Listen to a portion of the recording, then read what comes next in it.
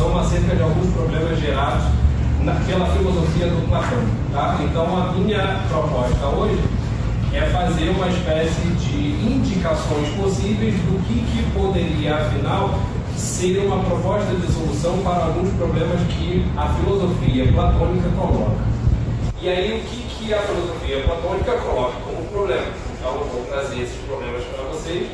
Alguns já conhecem, outros não, e aí depois eu tento encaixar isso dentro dessa investigação que eu vou fazer. E quais são os problemas que a filosofia do Platão levanta? Ela levanta o problema de, afinal, ser escrita e não ser escrita. Tá? A filosofia do Platão, a gente sabe que é toda ela escrita em diálogos, e a primeira evidência que a gente percebe é que o diálogo é um gênero literário, construído pelo próprio Platão e pelos seguidores de Sócrates. Isso situa o Platão como filósofo, também como um escritor. Né? A gente tem aí a atividade de um filósofo que exerce a filosofia no exato momento em que também ele está sendo um escritor, portanto, um literário. Tá? É sobre esse enfoque que eu queria fazer a nossa apresentação de hoje. Por quê? Porque, embora o Platão se dedique a fazer literatura por meio do diálogo, por meio desse gênero literário que ele cria, ele não resume a filosofia dele ao diálogo, ele não resume a filosofia dele à literatura. Né? É muito conhecida a tal das doutrinas não escritas do Platão, que ele teria deixado subentendido na carta 7ª, que é uma carta da autoria dele, supõe-se, e também por meio de alguns testemunhos vindos de Aristóteles e de outros acadêmicos, que o Platão, na verdade, só escreveu sobre aquilo que ele achava menos importante. E aí, que problema que a gente tem? Afinal, porque o que se conservou de Platão é exatamente aquilo que ele achava como menos importante, ou seja, os diálogos. Tá? E aí, portanto, literatura, em última análise. Né? Ao mesmo tempo, ele se dedica, e aí, claro, ele está se dedicando a uma coisa que ele acha que é menos importante filosoficamente. No entanto, ele faz com tanto esmero a ponto de morrer lidando com a reescrita, por exemplo, do primeiro livro da República. Né? Disse que, e aí é um testemunho do Aristóteles, que o Platão não só terminou escrevendo as leis, que é o último diálogo do Platão, mas ele constantemente reescrevia o primeiro livro da República. Né? Era um dos livros que ele mais se dedicava a reescrever.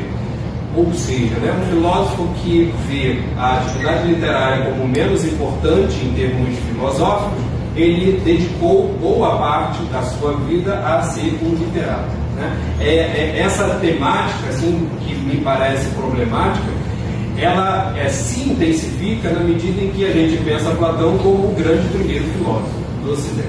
Tá? Ou seja, a filosofia nascida com Sócrates, sendo que o Sócrates nada escreveu, coloca em Platão uma figura central daquilo que nós herdamos como sendo filosofia. E isso que é herdado como sendo filosofia é herdado como sendo literatura, em última análise. E é herdado como sendo literatura como algo, afinal, não tão importante, segundo o próprio autor. Né? A gente tem um diálogo do Platão em que ele tematiza uma discussão sobre isso, que é o Fedro, em que ele vai problematizar a escrita em oposição à oralidade, para mostrar o seguinte, que a escrita é apenas uma cópia da oralidade. Né? O ensino oral ele é muito mais importante, muito mais valoroso, e portanto era aquilo para o qual ele se dedicava, e a escrita era algo menos importante, era na verdade um jogo, como o próprio Borges, que era um sofista, dizia. Né? A escrita nada mais é do que um jogo. Então, com esse panorama problemático, o que eu pretendo sugerir como uma hipótese de resposta? Tá? Que a filosofia, desde a sua origem, se posiciona, portanto, literariamente. E isso significa dizer o quê? Significa dizer que a filosofia se posiciona como uma reflexão exercida sobre a análise e a criação de mitos. E aí eu estou relacionando literatura a mito. Tá? Vou fazer uma exploração melhor sobre isso daqui a pouco. O mito está no centro da atividade especificamente humana, conhecida hoje como processo simbólico. sendo o símbolo, o produto final da elaboração conjunta da imaginação com o pensamento. E essa dinâmica, esse produto final, né, que é gerado, o símbolo, que é gerado pela imaginação e pelo pensamento, é o que condiciona a nossa vontade livre. Portanto, refletir sobre o símbolo é, em última análise, refletir sobre aquilo que eu estava falando, que era o nosso objeto de pesquisa, acerca do discurso como persuasão, né? Acerca do discurso como motor de condicionamento e de influência para as ações humanas. Nesse sentido, o fazer filosófico vincularia-se essencialmente com o fazer literário, tendo em vista esse processo de simbolização como condicionante da vontade humana, né? Em outras palavras, o que eu estou tentando mostrar é que a filosofia, primeiro, não é uma literatura apenas, mas ambas podem se vincular essencialmente a partir dessa atividade simbólica da mente. Mas, segundo ponto, eu vou mostrar que a filosofia pressupõe a literatura, como é óbvio. A filosofia veio depois da literatura, portanto, ela pressupõe o fazer literário. Tanto em face, então, dos mitos, né, que serão analisados pela filosofia, quanto em vista dos que ela mesma procurará elaborar, como o próprio Platão fez a criação e elaboração de vários mitos. Terceiro ponto, a vinculação essencial entre as duas atividades, a filosofia e a literatura, diz mais sobre a filosofia e a sua investigação ética do que propriamente sobre a literatura. Tá? Então, embora eu vá falar aqui algumas coisas sobre literatura, o meu enfoque vai ser mais sobre a filosofia e a postura dela em relação à literatura do que propriamente falar da literatura e da postura dela em face da filosofia. Tá? E, por fim, eu quero propor que seria não só possível, mas desejável, uma leitura filosófica da literatura, como de fato é aquilo que o Platão fez. Mas o Platão também fez outra coisa que eu queria propor, que é também a postura urgente de nós retomarmos uma escrita literária da filosofia. Tá? Então essa é a minha tentativa aqui de mostrar para vocês uma espécie de reflexão a partir do caso Platão, para fazer um condensado daquilo que eu tenho investigado acerca do processo simbólico e imaginativo do símbolo. Tá? Então agora eu passo um pouco para falar sobre isso que eu estou chamando de processo simbólico. Depois eu vou falar um pouquinho sobre a natureza do mito, para, no final, fazer esse diálogo entre filosofia e literatura. Com relação ao processo de imaginação, eu acho que eu não vou estar sendo anacrônico se eu me valer do que o Aristóteles faz no livro dele De Anima ou Peripsique, sobre a alma, em que ele fala, talvez seja, né, dentro da literatura ocidental, da filosofia ocidental, o primeiro que faz uma reflexão acerca da imaginação. Tá? A gente tem alguns indicativos do que o Platão imagina ser a imaginação, tá? Daquilo que o Platão pensa ser a imaginação, mas nada sistematizado como o Aristóteles fez. Portanto, eu vou me valer daquilo que o Aristóteles apresenta como sendo a imaginação, para poder extrair disso um diálogo com o processo simbólico, tal como a filosofia contemporânea entende, e emendar isso para a análise do Platão. Eu disse que eu não acho que seria anacrônico, embora o Aristóteles venha depois do Platão, porque o Aristóteles é, em alguma medida, platônico. Tá? Então ele está apenas aperfeiçoando determinadas concepções que o Platão ou não deixou claro, ou o próprio Aristóteles precisaria esclarecer para se posicionar contrário àquilo que o Platão apresentou. E no livro do Peripsique, sobre a alma, o que o Aristóteles mostra?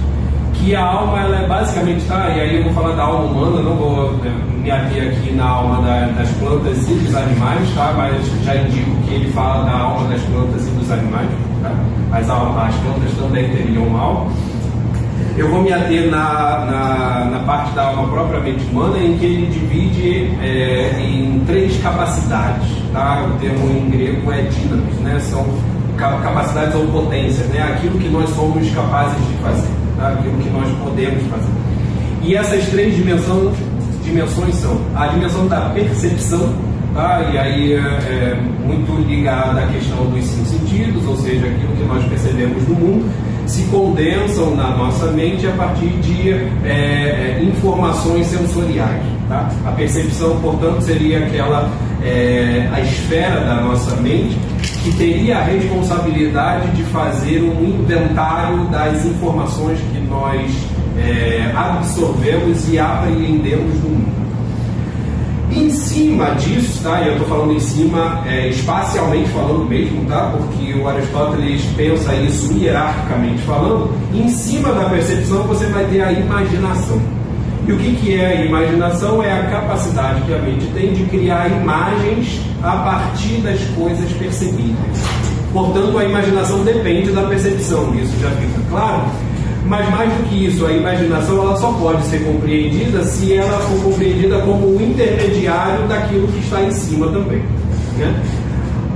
Por que eu estou falando isso? Porque o Aristóteles não explica exatamente o que é o processo de criar imagens, mas ele vai falar o que a imaginação não é.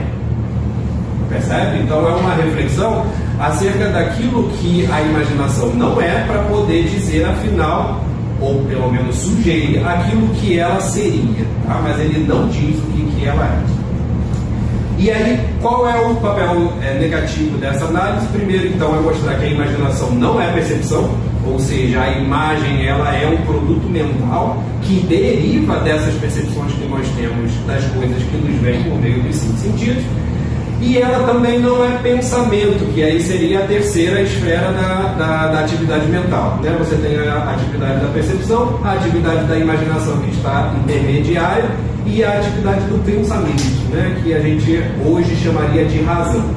Essa atividade do pensamento, ela lida com ideias e conceitos que não são necessariamente imagens. E aí o que são pensamentos e conceitos? São abstrações feitas a partir dessas imagens que a imaginação criou.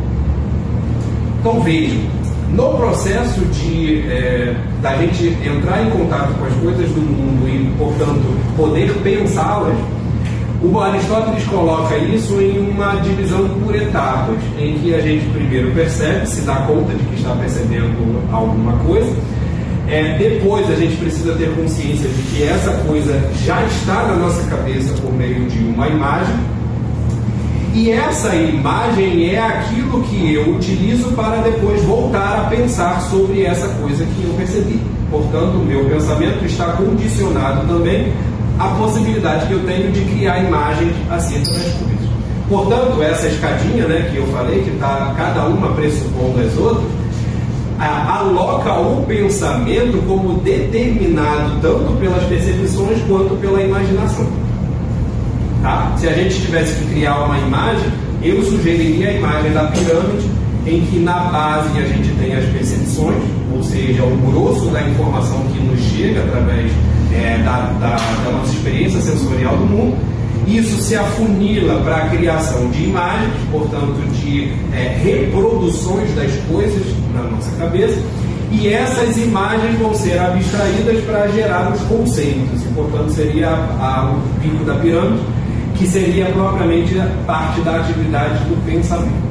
Tá? Dá para compreender isso, basicamente?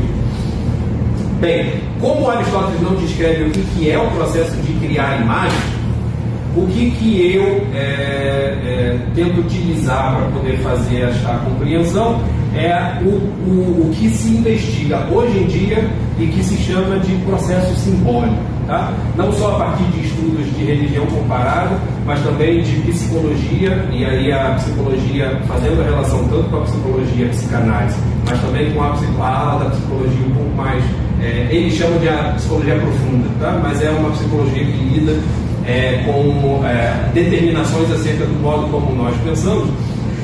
Eles vão chegar a uma certa reflexão de que a nossa mente possui uma capacidade que distingue a gente dos animais, qual seja a capacidade de produzir símbolos.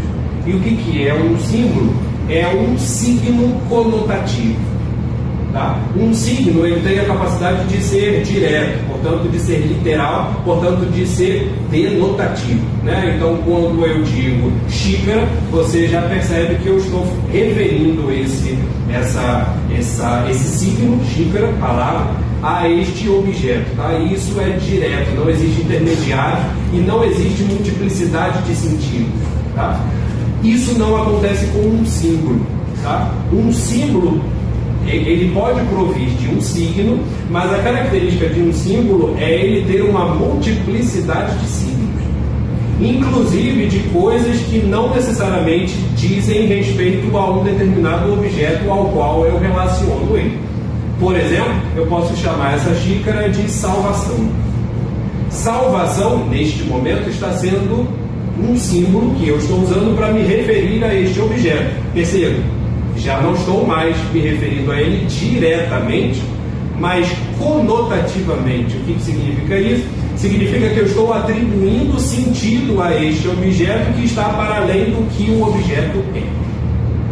Tá legal?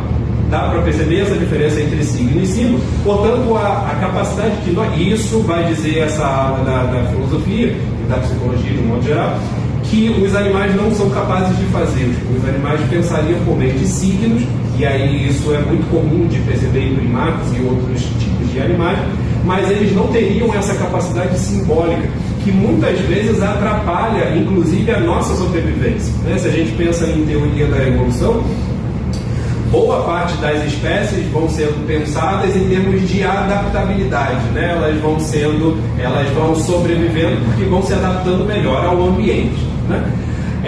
Vai dizer por exemplo, a Susan Leger, que é uma das autoras que eu utilizo, diz o seguinte: cientificamente a gente percebe que a capacidade simbólica muitas vezes atrapalha o homem do que propriamente ajuda. Por quê? Porque o gato não pararia para pensar, diante de uma comida com fome, que ele tem que fazer jejum, por exemplo. Nós podemos ter essa capacidade de dizer: não, eu vou fazer jejum e vou negar a comida. Por quê? Porque eu não quero me relacionar com este alimento que eu estou precisando agora. Eu estou imprimindo a esse objeto com o qual eu me relaciono um outro significado que não diz respeito diretamente ou denotativamente àquilo que ele me representaria para matar a minha fome.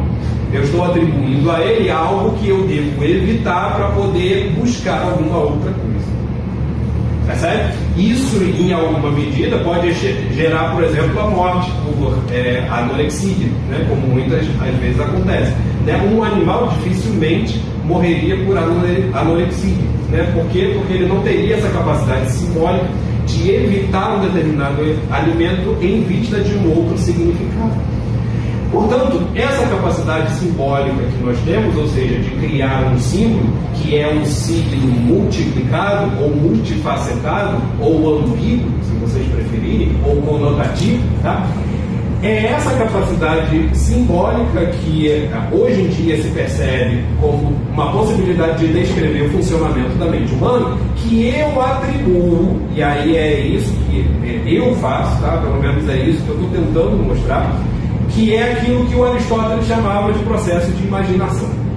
Ou seja, o que eu estou querendo dizer é que aquilo que o Aristóteles não explicou, que é a imaginação como intermediária entre o pensamento e a percepção, é aquilo que hoje a filosofia explica como processo simbólico. Isso faz com que eu aproxime símbolo de imagem, né? Ou seja, aquilo que é o criador de imagens, em que a filosofia antiga chamava de imaginação, de fantasia, tá? O termo grego é fantasia. Isso que era produtor de imagens, hoje a gente diria que é um produtor de símbolos, ou uma capacidade simbólica, tá? Eu não vou entrar muito em detalhes sobre as ramificações dessa capacidade simbólica, mas aqueles que estudam isso, e aí diz interesse sobretudo aos letrados que estão aqui, que a capacidade simbólica da mente está ligada, vinculada à nossa possibilidade de ter linguagem. Tá? Muito do estudo que se faz sobre a origem da linguagem vai estar relacionado com esse processo simbólico, né, pelo qual a mente humana é capaz de criar signos não só denotativos, mas também conotativos. Tá, então, aproximando essas duas capacidades, aquilo que a filosofia hoje chama de processo simbólico e a imaginação tal como Aristóteles chamava, eu agora posso me valer daquilo que o Aristóteles indicou para aproximar o Aristóteles da filosofia de hoje. Tá? Eu estou fazendo agora o caminho inverso. E aí eu vou aproximar da seguinte forma. O Aristóteles diz que a imaginação ela é essencial para a vida humana, porque a percepção, primeiro, né, dando um pouco do aspecto da natureza dessa atividade, tanto a percepção quanto o pensamento, eles parecem ter uma característica de verdade inerente a eles. Ou seja, no momento em que eu percebo algo, essa percepção ela é sempre verdadeira. Eu estou percebendo alguma coisa. No momento em que eu interijo algo, vai dizer o Aristóteles, essa coisa também sempre é verdadeira. Ela não pode ser falsa. Ela só é falsa no momento em que ela entra no âmbito da opinião. E no âmbito da opinião, eu estou no âmbito das imagens. Eu estou no âmbito do processo que a gente chamaria hoje de processo simbólico. Tá? Portanto, vai dizer o Aristóteles, a imaginação ela é problemática não só porque ela é ambígua, mas exatamente por ela ser ambígua, ela é o terreno onde se encontram as falsidades e as verdades. Mas é também o terreno onde se encontram as coisas desejáveis e evitáveis. Vai dizer o Aristóteles, a percepção me mostra essa xícara, mas a percepção não consegue me mostrar que eu devo evitar essa xícara ou desejar essa xícara. Quem me mostra que eu devo desejar ou evitar essa xícara, e talvez o que ela tenha dentro, vai ser a imaginação. É sério? Então, está na imaginação a capacidade também de pensar naquilo que move a vontade humana. Vai dizer o Aristóteles, nem a percepção simples de um objeto e nem o pensamento abstrativo são capazes de mover a vontade humana. Nem uma equação matemática e nem a percepção simples de um determinado objeto são capazes de mover o nosso desejo ou a nossa repulsa. Quem faz isso na nossa mente é a imaginação. Portanto, a imaginação ela não é só o intermediário, né, entre duas esferas, né, a de baixo e a de cima, mas ela é aquilo que permite a interconexão delas, de tal modo que a gente pode relacionar aqui, né, se eu estivesse explicando o quadro, eu já estaria desenhando tudo isso, né, vocês sabem. Mas ó, tem pensamento em cima, imaginação intermediário e a percepção embaixo, né? Eu posso agora relacionar a imaginação com a vontade. Não é nem o pensamento e nem a percepção que movem a vontade. Eu só posso escolher alguma coisa quando ela me aparece como desejável ou repulsivo. E quem faz isso é a imaginação ou o processo simbólico. Percebe a importância do que significa isso para não só a filosofia aristotélica, mas também para a filosofia hoje, né? Por isso que eu digo que eu estou trazendo Aristóteles para a filosofia atual, porque não necessariamente se faz uma reflexão ética sobre o símbolo, né? Mas a minha proposta é fazer exatamente uma reflexão ética sobre essa capacidade simbólica, no sentido de mostrar que a gente só se movimenta para agir, né? E aí, se você pensa no desejo, o desejo é uma ação que você sofre primeiro, né? Você deseja algo que você percebeu como desejável, né? Existe algo desejável primeiro que depois faz com que você busque desejá-lo, né? Percebe que tem uma coisa que você sofre primeiro para depois agir. É essa coisa que você sofre que o Aristóteles está chamando de imaginação. É essa coisa que você sofre que a filosofia contemporânea chama de símbolo. É essa coisa que você sofre que eu poderia dizer que é o discurso. Isso faz com que o poder do discurso ele tenha a capacidade de mover as suas ações na medida em que ele brinca, olha os termos que eu vou começar a usar para poder falar lá no jogo do Platão, tá? No momento em que ele brinca com as imagens e com os símbolos que você já possui, mostrando para você aquilo que é desejável ou aquilo que é repulsivo. Como é que a gente insere o mito aí nessa jogada? Tá? Então a gente falou um pouquinho do mito, da imaginação, vou falar agora um pouquinho do mito, para fazer a relação entre filosofia e literatura. O mito, dentro dessa ala de investigação simbólica e de religião comparada, de um modo geral, vai tentar entender o muito mais como uma vivência do que propriamente uma história. Tá? É muito comum hoje a gente colocar no âmbito do mito aquilo que é falso, né? E aí de cara você ouve, por exemplo, muito em televisão dizer é fato ou mito, né? É ciência ou é apenas ficção, né? E aí mito está relacionado sempre a uma coisa que não deve ser acreditada. Isso é completamente diferente daquilo que significa mito, né? Mito é aquilo que move as tuas crenças para que você possa agir de uma determinada maneira. Isso quer dizer que a gente sempre tem alguma concepção mitológica ou mítica, poderíamos dizer, tá? Ou simbólica, de um modo mais contemporâneo. Tá? Essa concepção de mito mostra que não só a coletividade, mas também os seres individualmente, os homens individualmente, ao pautarem-se nessa mitologia, ao vivenciarem essa mitologia, fazem com que o mito se torne verdade. Portanto, aquilo que é verdade no mito não é necessariamente aquilo que ele diz, mas aquilo que ele faz com que a gente viva. Tá? E é nessa verdade o que é interessante aqui para essa análise, porque é isso que vai dar a verdade da literatura depois.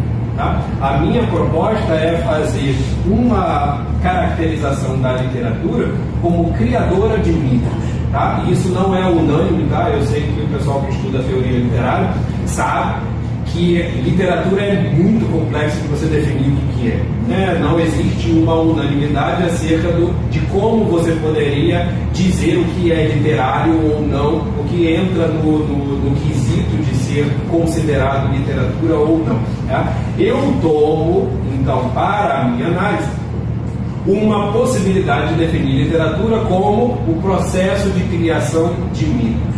E isso que eu estou chamando de mito, portanto, eu até fiz algumas possibilidades de definições aqui, tá? O que eu estou chamando de mito é uma narrativa simbólica arquetípica de vivências humanas.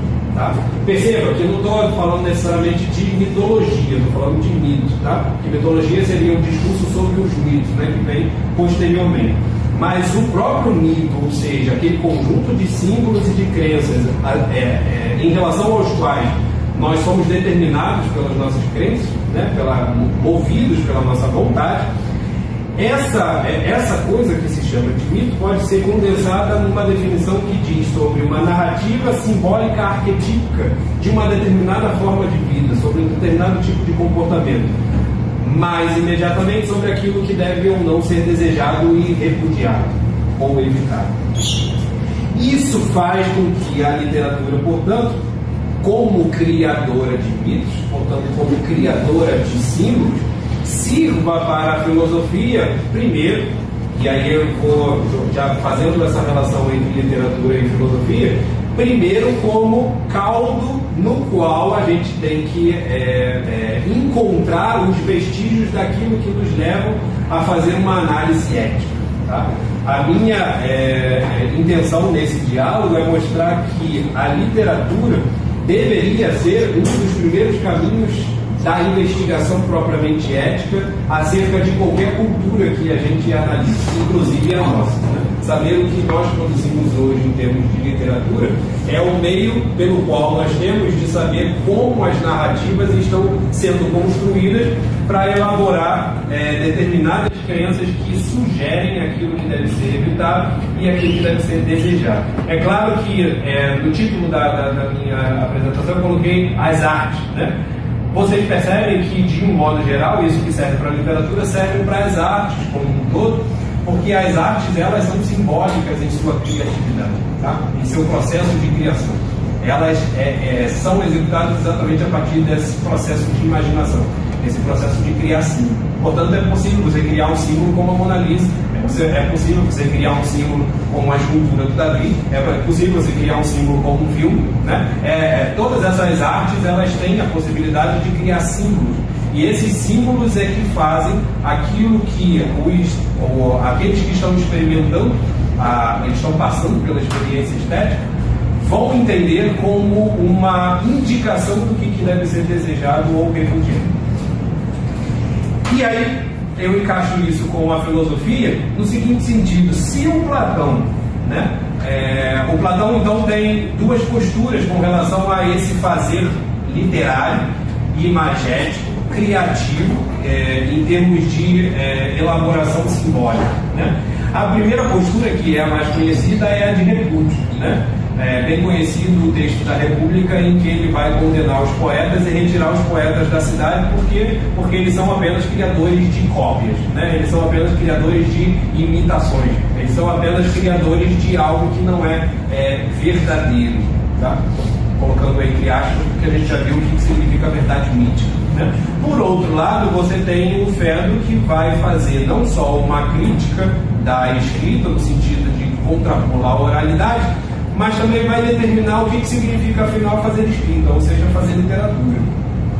Então, a gente, quando tem essas duas obras, a gente pensa assim: não, Platão ele é realmente crítico à poesia, à literatura de um modo geral. Isso contrasta, né? E aí vários estudiosos até hoje, e ainda boa parte dos estudos de hoje, eles estão se dedicando à forma platônica, né? À forma do diálogo, né? A boa parte dos congressos sobre Platão estão sendo dedicados a investigar acerca disso, que foi o diálogo, né? O gênero literário, o diálogo, e o que isso significa, por que Platão criou o diálogo, né? Por que Platão escreveu o diálogo. A ideia dessas investigações é tentar responder exatamente a essa inquietação. Afinal, alguém que condena tanto a literatura, por que se dedicou a ser um escritor, né? Com esse arcabouço que eu mostrei para vocês, a gente pode sugerir como resposta que o Platão valeu-se da literatura porque este era o meio que ele tinha de fazer filosofia depois da morte. Ou seja, por meio da literatura, ele poderia, e aí tem uma expressão que ficou conhecida como a Marilena Chauí, né, convidar os demais, a gente chamaria de leigos, à filosofia. E era essa a função, por exemplo, com a qual Aristóteles escreveu Diálogos, né? O Aristóteles também escreveu Diálogos, embora a gente não saiba, mas o que ficou conservado dele são os textos de aula, daquilo que ele ensinava no liceu. Os diálogos foram perdidos. Mas ele escrevia diálogos também. E qual era a função do diálogo para ele? Era a mesma do Platão, ou seja, convidar os leigos à filosofia.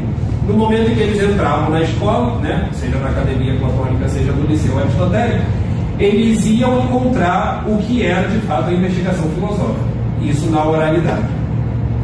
Percebe, portanto, que a literatura seria uma espécie de abertura para a filosofia. O que eu estou chamando de convite para a filosofia é no sentido de mostrar que o fazer literário é o tipo de discurso que existia, e eu acho que ainda existe.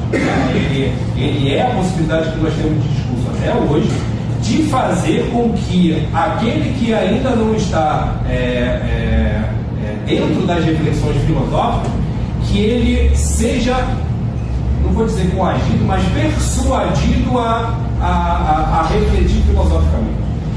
A necessidade de, portanto, a literatura, de a filosofia se valer da literatura, é porque o discurso literário, o discurso da literatura é um meio que nós temos, e aí nós, estou dizendo filósofo, de convidar aqueles que não estão refletindo a produzirem determinadas reflexões acerca do que é desejável ou do que deve ser evitado. Isso faz com que a filosofia, de fato, entre na seara da literatura por meio da ética, tá? Ou seja, aquilo que o Platão faz na República é isso que eu estou propondo, né? Ele está fazendo uma condenação da poesia, não é necessariamente porque a poesia vai dizer cópia, né? É cópia da realidade. Não é exatamente por isso que a poesia é condenada. Ela é condenável porque move as paixões humanas a acreditarem que o mundo é daquela forma. E aí elas não estariam, na verdade, convidando a reflexão para uma outra dimensão, que é a dimensão do imaterial que o Platão estava interessado, ou o mundo das verdades inteligíveis. Quando Platão, portanto, se interessa pelo fazer literário, ele não está, primeiro, resumindo a filosofia à literatura, mas, segundo, ele está sugerindo que é necessário que a filosofia ou a reflexão filosófica passe pelo desenvolvimento literário, no sentido de construir e de criar mesmo mitos simbólicos que movam a reflexão dos leigos, né, daqueles que estão no âmbito externo à filosofia, para de fato refletirem eticamente acerca daquilo que é desejável e daquilo que deve ser evitado, né? O papel da filosofia, né, e aí é muito contrário ao que se entende por filosofia hoje, no sentido mais conceitual, científico e administrativo do termo, a proposta platônica parece ser a de sugerir que o fazer filosófico por escrito ele deveria ser fundamentalmente literário, ou seja, convidar a reflexão filosófica a partir de um desenvolvimento de mitos para mostrar aquilo que deve ser evitado e aquilo que deve ser desejado.